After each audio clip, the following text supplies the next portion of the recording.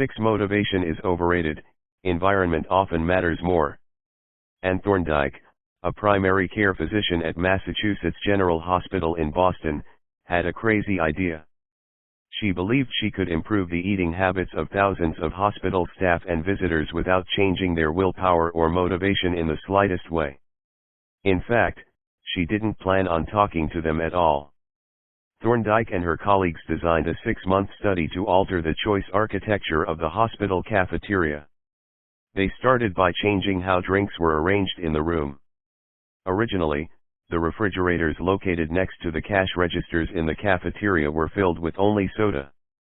The researchers added water as an option to each one. Additionally, they placed baskets of bottled water next to the food stations throughout the room. Soda was still in the primary refrigerators, but water was now available at all drink locations. Over the next 3 months, the number of soda sales at the hospital dropped by 11.4%. Meanwhile, sales of bottled water increased by 25.8%. They made similar adjustments and saw similar results with the food in the cafeteria. Nobody had said a word to anyone eating there. Before-after. Figure 8, here is a representation of what the cafeteria looked like before the environment design changes were made, left, and after, right. The shaded boxes indicate areas where bottled water was available in each instance. Because the amount of water in the environment was increased, behavior shifted naturally and without additional motivation. People often choose products not because of what they are, but because of where they are. If I walk into the kitchen and see a plate of cookies on the counter, I'll pick up half a dozen and start eating, even if I hadn't been thinking about them beforehand and didn't necessarily feel hungry. If the communal table at the office is always filled with donuts and bagels, it's going to be hard not to grab one every now and then. Your habits change depending on the room you are in and the cues in front of you. Environment is the invisible hand that shapes human behavior. Despite our unique personalities, certain behaviors tend to arise again and again under certain environmental conditions. In church, people tend to talk in whispers. On a dark street, people act wary and guarded. In this way, the most common form of change is not internal, but external. We are changed by the world around us. Every habit is context dependent. In 1936, psychologist Kurt Lewin wrote a simple equation that makes a powerful statement: behavior is a function of the person in their environment, or B equals F, PE. It didn't take long for Lewin's equation to be tested in business. In 1952, the economist Hawkins Stern described a phenomenon he called suggestion impulse buying, which is triggered when a shopper sees a product for the first time and visualizes a need for it. In other words, customers will occasionally buy products not because they want them but because of how they are presented to them. For example, items at eye level tend to be purchased more than those down near the floor. For this reason, you'll find expensive brand names featured in easy-to-reach locations on store shelves because they drive the most profit, while cheaper alternatives are tucked away in harder-to-reach spots. The same goes for end caps, which are the units at the end of aisles. End caps are money-making machines for retailers because they are obvious locations that encounter a lot of foot traffic. For example, 45% of Coca-Cola sales come specifically from end-of-the-aisle racks. The more obviously available a product or service is, the more likely you are to try it. People drink Bud Light because it is in every bar and visit Starbucks because it is on every corner. We like to think that we are in control. If we choose water over soda, we assume it is because we wanted to do so. The truth, however, is that many of the actions we take each day are shaped not by purposeful drive and choice but by the most obvious option. Every living being has its own methods for sensing and understanding the world. Eagles have remarkable long-distance vision. Snakes can smell by tasting the air with their highly sensitive tongues. Sharks can detect small amounts of electricity and vibrations in the water caused by nearby fish. Even bacteria have chemoreceptors, tiny sensory cells that allow them to detect toxic chemicals in their environment. In humans, perception is directed by the sensory nervous system. We perceive the world through sight, sound, smell, touch, and taste. But we also have other ways of sensing stimuli. Some are conscious, but many are non-conscious. For instance, you can notice when the temperature drops before a storm, or when the pain in your gut rises during a stomachache, or when you fall off balance while walking on rocky ground. Receptors in your body pick up on a wide range of internal stimuli, such as the amount of salt in your blood or the need to drink when thirsty. The most powerful of all human sensory abilities, however, is vision. The human body has about 11 million sensory receptors. Approximately 10 million of those are dedicated to sight. Some experts estimate that half of the brain's resources are used on vision. Given that we are more dependent on vision than on any other sense, it should come as no surprise that visual cues are the greatest catalyst of our behavior. For this reason, a small change in what you see can lead to a big shift in what you do. As a result, you can imagine how important it is to live and work in environments that are filled with productive cues and devoid of unproductive ones. Thankfully, there is good news in this respect. You don't have to be the victim of your environment. You can also be the architect of it. How to design your environment for success during the energy crisis and oil embargo of the 1970s, Dutch researchers began to pay close attention to the country's energy usage. In one suburb near Amsterdam, they found that some homeowners used 30% less energy than their neighbors despite the homes being of similar size and getting electricity for the same price. It turned out the houses in this neighborhood were nearly identical except for one feature, the location of the electrical meter. Some had one in the basement. Others had the electrical meter upstairs in the main hallway. As you may guess, the homes with the meters located in the main hallway used less electricity. When their energy use was obvious and easy to track, people changed their behavior. Every habit is initiated by a cue, and we are more likely to notice cues that stand out. Unfortunately, the environments where we live and work often make it easy not to do certain actions because there is no obvious cue to trigger the behavior. It's easy not to practice the guitar when it's tucked away in the closet. It's easy not to read a book when the bookshelf is in the corner of the guest room. It's easy not to take your vitamins when they are out of sight in the pantry. When the cues that spark a habit are subtle or hidden, they are easy to ignore. By comparison, creating obvious visual cues can draw your attention toward a desired habit. In the early 1990s, the cleaning staff at Schiphol Airport in Amsterdam installed a small sticker that looked like a fly near the center of each urinal. Apparently, when men stepped up to the urinals, they aimed for what they thought was a bug. The stickers improved their aim and significantly reduced spillage around the urinals. Further analysis determined that the stickers cut bathroom cleaning costs by 8% per year. I've experienced the power of obvious cues in my own life. I used to buy apples from the store, put them in the crisper in the bottom of the refrigerator, and forget all about them. By the time I remembered, the apples would have gone bad. I never saw them, so I never ate them. Eventually, I took my own advice and redesigned my environment. I bought a large display bowl and placed it in the middle of the kitchen counter.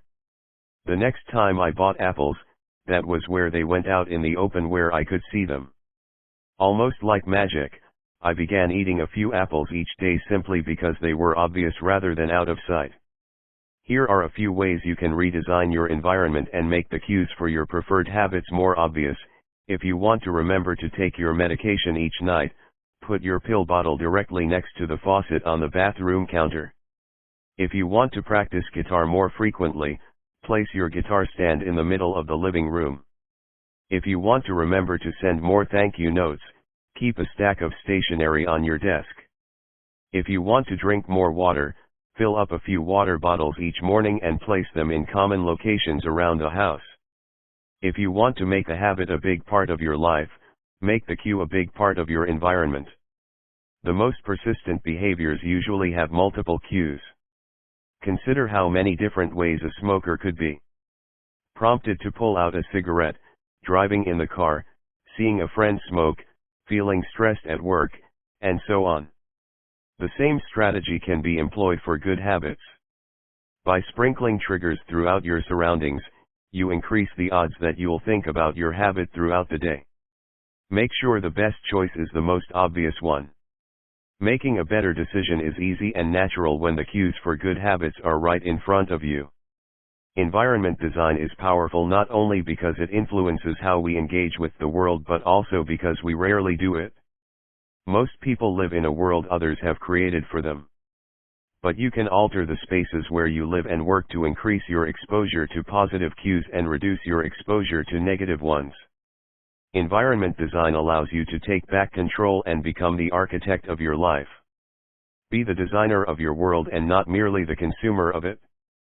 The context is the cue. The cues that trigger a habit can start out very specific, but over time your habits become associated not with a single trigger but with the entire context surrounding the behavior. For example, many people drink more in social situations than they would ever drink alone.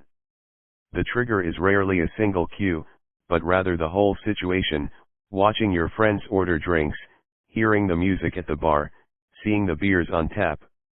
We mentally assign our habits to the locations in which they occur: the home, the office, the gym. Each location develops a connection to certain habits and routines. You establish a particular relationship with the objects on your desk, the items on your kitchen counter, the things in your bedroom. Our behavior is not defined by the objects in the environment but by our relationship to them. In fact, this is a useful way to think about the influence of the environment on your behavior. Stop thinking about your environment as filled with objects. Start thinking about it as filled with relationships. Think in terms of how you interact with the spaces around you. For one person, her couch is the place where she reads for an hour each night.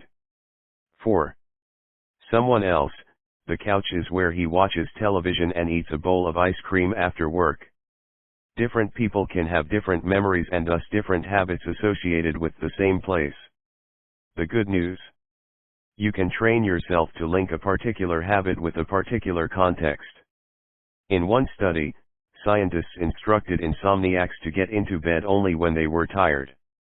If they couldn't fall asleep, they were told to sit in a different room until they became sleepy. Over time, subjects began to associate the context of their bed with the action of sleeping, and it became easier to quickly fall asleep when they climbed in bed. Their brains learned that sleeping, not browsing on their phones, not watching television, not staring at the clock, was the only action that happened in that room. The power of context also reveals an important strategy: habits can be easier to change in a new environment. It helps to escape the subtle triggers and cues that nudge you toward your current habits. Go to a new place, a different coffee shop, a bench in the park, a corner of your room you seldom use, and create a new routine there.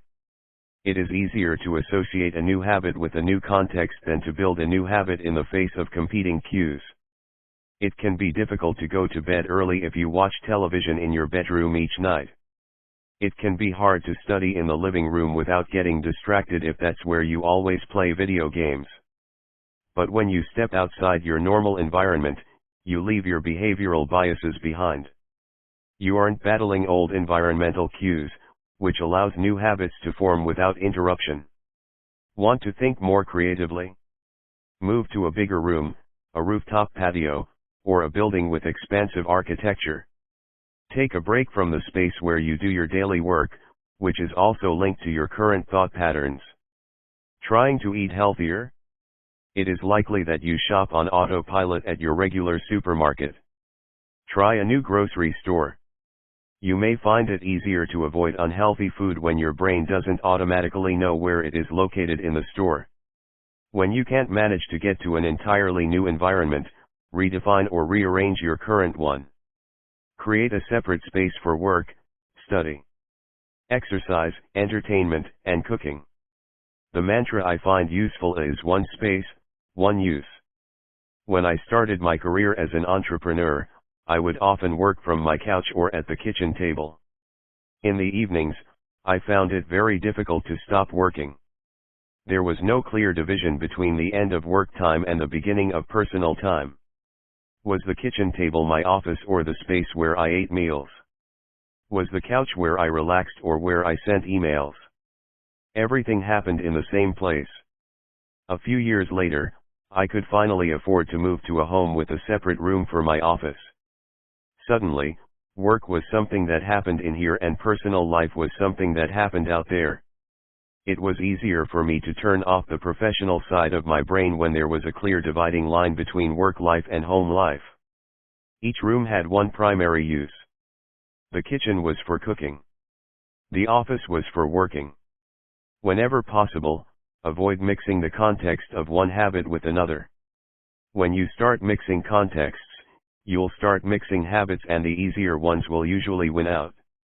This is one reason why the versatility of modern technology is both a strength and a weakness. You can use your phone for all sorts of tasks, which makes it a powerful device. But when you can use your phone to do nearly anything, it becomes hard to associate it with one task.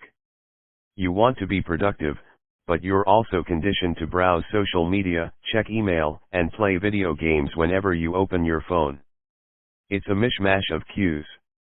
You may be thinking, you don't understand. I live in New York City. My apartment is the size of a smartphone. I need each room to play multiple roles. Fair enough. If your space is limited, divide your room into activity zones, a chair for reading, a desk for writing, a table for eating. You can do the same with your digital spaces. I know a writer who uses his computer only for writing, his tablet only for reading, and his phone only for social media and texting. Every habit should have a home. If you can manage to stick with this strategy, each context will become associated with a particular habit and mode of thought. Habits thrive under predictable circumstances like these. Focus comes automatically when you are sitting at your work desk. Relaxation is easier when you are in a space designed for that purpose. Sleep comes quickly when it is the only thing that happens in your bedroom. If you want behaviors that are stable and predictable, you need an environment that is stable and predictable. A stable environment where everything has a place and a purpose is an environment where habits can easily form. Chapter Summary. Small changes in context can lead to large changes in behavior over time. Every habit is initiated by a cue. We are more likely to notice cues that stand out. Make the cues of good habits obvious in your environment. Gradually, your habits become associated not with a single trigger but with the entire context surrounding the behavior. The context becomes the cue. It is easier to build new habits in a new environment because you are not fighting against old cues.